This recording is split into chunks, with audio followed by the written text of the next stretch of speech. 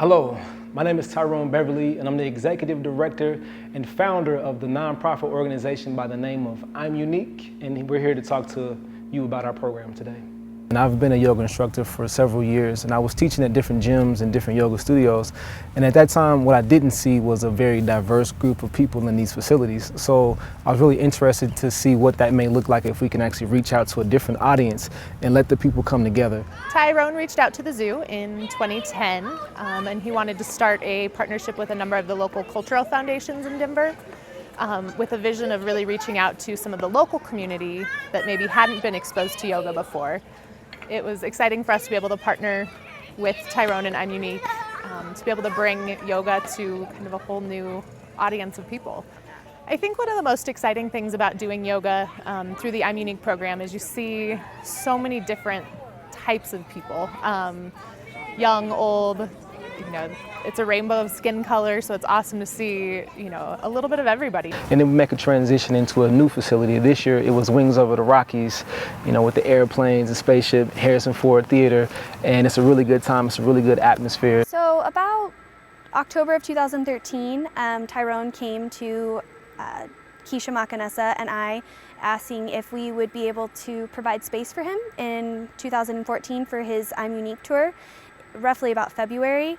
And about a month later, our partnership began, and we slowly started building what has become, more and more of what Tyrone's doing all over Denver, and we were lucky enough to be a part of that. He started talking about his yoga program and how they were at the zoo and at the Nature and Science and the Art Museum, and I just knew immediately, as soon as after his fourth word, I knew it would be a perfect fit here at Wings Over the Rockies. And then from there we transitioned into the Museum of Nature and Science. In 2009, I had the pleasure of meeting Tyrone Beverly. Our president and CEO, George Sparks, introduced me to him through a pilot program that he and George had essentially decided to partner on to bring community-based yoga here to the museum for the people in the surrounding area. And I went to the first class, and I just remember thinking to myself, this is astonishing. This is so great to get so many folks really being empowered by what Tyrone was able to bring. And I really love, with this particular program, the fact that it's free, it's open to the public, people can just come and they can make the museum a place to be. Whereas, we don't want to be this ivory tower on the hill. We want to be a place where the community feels comfortable in coming, and they get to learn, they get to do what they want to do, they get to feel healthy, they get to be healthy, they get to do healthy things, and meet with a community of people that are doing the same thing. Yeah, I think the big thing for me is I want to see people taking the power back in their own hands. We've had a couple decades or so where health was about you learning from an expert, and that was it. And it was up to the expert to tell you what was right for you. And we know there's no single thing that's going to make someone healthy, but when you can really get people excited about how their body works and get them in activities where they're the owners, right? The power's back in the people's hands, then you're going to be successful. And that's exactly what we've seen Im'Unique do, both in our space and in the spaces into which they've expanded into. I loved working with the program because it was just so efficient. They would come in, they would get everything set up, they were very self-sufficient, and that worked out really well for us. That allowed us to bring in a lot of people to the museum with actually very minimal effort on our part, which was nice. And then we transitioned into our staple event, which is Sports Authority Field at Mile High, home of the Denver Broncos, home of the Outlaws.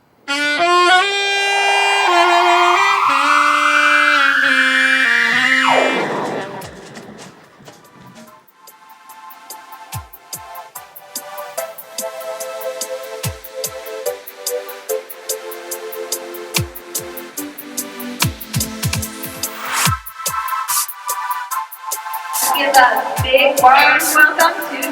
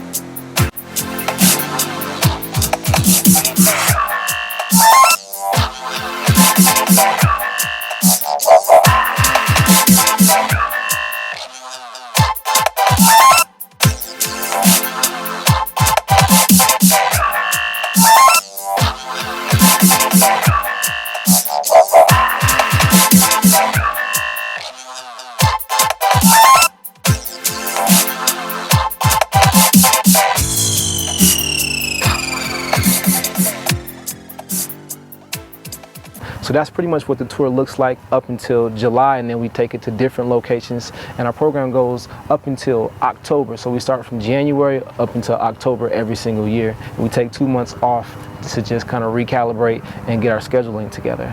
And after we have our Illustrating Union Yoga program, we have another program called Breaking Bread and Breaking Barriers. And what that consists of is bringing different groups of people together around issues that plague our society. We recently did one on police brutality, and what that consisted of is bringing in law enforcement from Aurora and Denver and community members who've been assaulted or they experienced police brutality on their own. So they were on the highway. There was a gentleman who was on the highway I-70, and he was pulled out of his car and he was roughed up by law enforcement. And he showed up to this event, and he was able to state his claim face to face with law enforcement. He was able to say, you know, you guys done these things to me, and this is the way it has impacted my life. And then they responded with, this is what should have took place. How can we help you out so nothing like this ever happens again? To raise the bar on what we expect police officers to do. That is a tremendous issue. I guarantee you, if that bar is raised and if the officers understand just because it's legal doesn't make it necessary, and they use that discretion wisely, I won't be at these meetings at 9 o'clock on whatever day of the week. Every day's Monday to me, it seems like it right now. Because many of your concerns will be simply addressed by having officers use their discretion wisely. Well, I think that while the issues that we have are multidimensional, I think the solutions are multidimensional too, right? I'm not gonna lie, when I came in here, I didn't want to sit with anybody who did not look like me.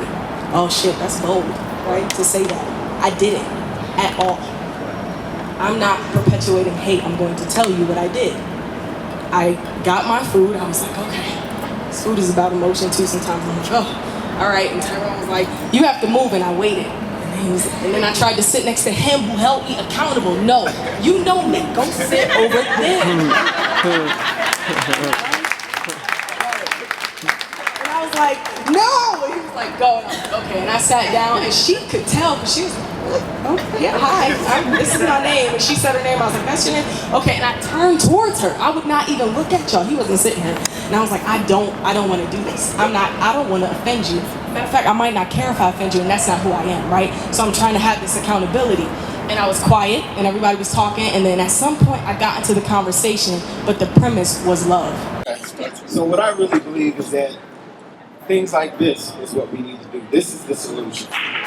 Is us coming together and not being afraid to have these conversations. And not being afraid to say, this is what's going on in our country. You know, we can't be ignorant to it anymore. We can't be blind to it anymore. We can't say, this doesn't happen anymore. Because it's happening all too often, even now. This didn't just happen back in the 50s and 60s. This is happening now, and it's almost as prevalent now as it was then. Because it seems like, and me personally, I'm kind of a conspiracy theorist. I kind of think it's by design. I think that the powers that be, whomever they may be, want the races to be at odds. They don't want us to, they want me to look at you as a white man and not see you as Stephanie. They want me to see you as a white man. And just because you're a white man, they want you to they want me to see you as my enemy, and vice versa. I think it's by design, and we have to be smarter than that. I think we are smarter than that, but we just choose not to be sometimes. My name is Stephon Matthews. I've been with Im'Unique going on 3 years now, and it's had a positive impact on my life, mentally, physically, socially. It's helped me interact with people I wouldn't normally interact with, and who wouldn't normally interact with me. Helped me change my views on cultures and like stereotypes. What I see the organization going in the future is changing nations worldwide, giving people a different outlook on life and their society and community. This is our application for the Metta Movement grant from Lululemon. My name is Tyrone Beverly. Again, I'm the executive director and founder of the organization. I look forward to more possibilities. I look forward to exploring new ideas. I look forward to making all of these things happen at a higher level. And I look forward for your support. And thank you for watching. Take care. Peace.